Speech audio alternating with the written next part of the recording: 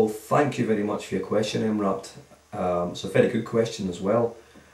What we're doing at the moment is actually changing the running order and the set list of the show, and it's something that we're going to be doing a bit more often now. And those songs we've actually looked at doing, like Breakthrough, Innuendo for example, things that were never really done live. I mean, the only time I think things like Innuendo have been done is on the We Will Rock You musical, and it's only snippets of the song. So we'll probably include these songs in either a medley or play them in their full form. While we're on the subject, Gary, D. Hazelhurst has a question. Hello, D. Who asks, do you have any plans of performing any songs from The Miracle? Yeah, again, back to the question earlier on that was asked. We are looking to change the set and make it more of the breadth of Queen music. You know, going from the first album right up to the last album being, you know, even Made in Heaven. So yeah, we're looking to change the set and take away the sort of Magic Tour elements and make it more universal. I have a question here now from Jack May 93. Hello, Jack. Gary, you might have heard of the 13-year-old busker in Brighton. Well, I want to do something like that in Liverpool, but I play Queen licks. Do you think Queen licks would go down well in public? Jack, the thing is, if you're going to play them, you'd have to have... You couldn't really do it on an acoustic guitar, you'd have to really do it on an electric guitar. So if you have like an electric guitar and a little maybe battery pack or something, then by all means play them. I've seen many guys all over the UK and all over the world playing guitars with little amps strapped to their sides, tiny little amp packs. You can buy them in most music shops. So if you're going to do it, you'd have to really play them through an electric guitar, because I think with the busy hustle and bustle with traffic around in a city centre, you'd probably be best at amplifying it. And if you can amplify it, it's better to rock out as well.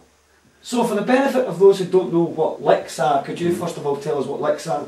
Yeah, basically what a lick is, for example, the segment Bohemian Rhapsody, the that little piece, that little guitar segment, that we call that a lick. Okay. Or something like just the hook, the catch, like Another One Bites the Dust, the bass line, dum dum dum dum. That's the lick. That's a lick. You know, it's not just a segment. A chord. It's like a riff. Yeah, it's basically a riff, guitar riff. Like okay. For example, Hammerfall. So if you're playing something like that, you want to really be playing something like an electric guitar with an amplifier, because if you play it on an acoustic guitar in a high street somewhere, you know, buses and cars and people passing by, you're really going to struggle to hear it. So the best idea is, if you're going to play it, get a guitar and one of these little battery packs and rock it out. So you should amplify yourself, Jack. Amplify it, yeah. Keep it live. Keep it real, keep it live. Okay, Gary, the next question is from Hairband Harry. Hello, Hairband Harry. I was wondering what your favourite Queen song to play was, and what's your favourite Queen song? My favourite Queen song to play and my favourite Queen song are the two, one and the same. Basically the same song for the two answers, but it can change. At this moment in time, it's Somebody to Love. It's the one that really gets people into the kind of vibe of the show, where we get the audience to clap along and sing along, especially the sort of Find Me Somebody to Love part in the middle. We really get the audience to become the choir. So, and it's one of the songs I really enjoy listening to because of the kind of gospel feel, the big, you know, vocal orchestration on it. It's just a great song. But that may change, so who knows. Okay, thanks to Hairband Harry for that question. Question from Whiz150. Okay. Hi Gary, how are you? I'm fine. You may remember us from the picture when you were in the United States. We loved the show. It was a show at Indiana University. I remember it well. The girls had white t-shirts of the letters to spell out Queen. They certainly did. And one girl was late because she was in class. She certainly was. And you took the shirt until she showed up. Yep, and it looked very nice on Martin, our old keyboard player. He wasn't old, he wasn't that old. No, I mean ex-keyboard player. Oh, your ex? Yeah. But in the words of Gold member from Austin Power, he was just toyed as a tiger. Well, Whiz150 goes on to say, it was a great show. My wife and I would love for you to come back and do another show. My question is, when will you be doing another tour of the United States? The tour, the next that's from Bill and Kim. Hello Bill and Kim. Just looking at the picture on the actual question and answers. That's actually a picture that we had taken backstage. In fact, it wasn't backstage, it was out front at the concert. Oh, it's on your YouTube channel. It's on the YouTube channel. It's their avatar. Yeah, I remember the show. I remember the getting the picture taken. So it's nice to see that picture. Actually, it brings back a lot of nice memories. We're looking to come back March, April time, roughly the same time as we were there last year. At this moment, I don't know all the dates yet. We're still filling in the gaps.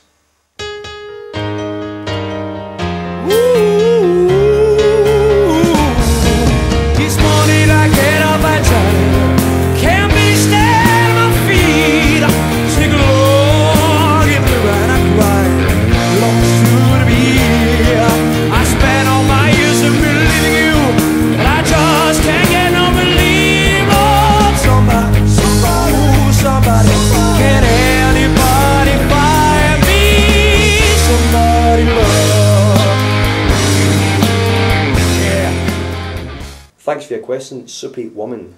I've got that right. Yeah, I work out when I can be bothered. The show is very high energy, so I go to the gym sometimes and a bit of running on the running machine when I can be bothered, really, to be honest. Which sometimes is a lot and sometimes isn't a lot. Does it ever get too much for you? Does it ever get too much for me? No. The touring becomes a problem. It becomes a bit monotonous and a bit repetitive when you're travelling from venue to venue and town to town. That's the only downside about this life.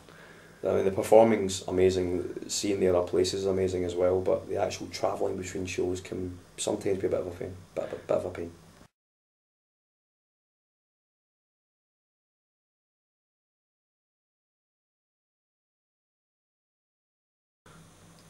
Yeah, we did a show in America, in Aspen in Colorado, and they warn you about it before you.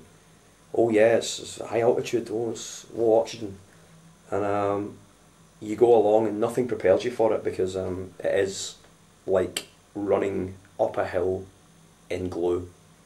It saps your energy so much. I mean, we had oxygen tanks at each side of the stage that I had to use during 4 or 5 songs, and then a big breath to get the oxygen. Otherwise, I would just have passed out, keeled over. Great show, great audience, but really tough physically. Do you get nervous before a gig? Yeah, every night. The nerves work to build the adrenaline, and if the adrenaline doesn't build and I don't get nervous, then I get terrified because it's like something's not right, or what's happening. I need the adrenaline rush to get me on the stage, so I need the nerves to just kick-start the adrenaline rush, which makes me hit the stage kind of, I suppose you would say, on fire, ready for the show. Mm-hmm. Yeah, sometimes I won't eat, sometimes I get halfway through the show and suddenly, maybe towards the end of the show, I feel a bit lagging in energy and think, hang on a minute, I haven't actually eaten any dinner tonight, and things like that, where not eating or not drinking properly, or just so wired before the show that you sometimes just go on and forget to eat. And when you're on stage, do you ever forget the words to songs? Or do you just sort of start thinking about something which is absolutely nothing to do with the show, just a thought comes into your head and you get distracted? I mean... No, I can actually a lot of the time go on stage and sing a song without thinking of the words, but sometimes that does come. I do come a bit of a cropper with it, shall we say, as we say in the UK. It's easy to slip into something else, but if you're tired sometimes, like when we did the first New Zealand tour, we flew, it was about 27 hours worth of flights, and we got there and we arrived in the morning at a local time and we didn't have any sleep, and we went to the show that night and I hadn't had very much sleep, had severe jet lag, went on stage, got 3/4 of the way through the show, went to sing a song and couldn't remember any of the words at all to the song. So the band was still playing and I just... What did you do? I just froze. The song finished, John ended the drums, the band stopped. You played the whole song? We played about maybe the first verse of the song, which I missed out, and the band went round again. And then realised that... To do it again and... So, did you leave the song out to set altogether after that? No, the following night, that night I just made a joke to the audience saying that this was the this was a sample version of the song. If you wanted to do the whole song in its entirety, come along and see the show tomorrow night. And that was it. I'd made a joke about it and carried on.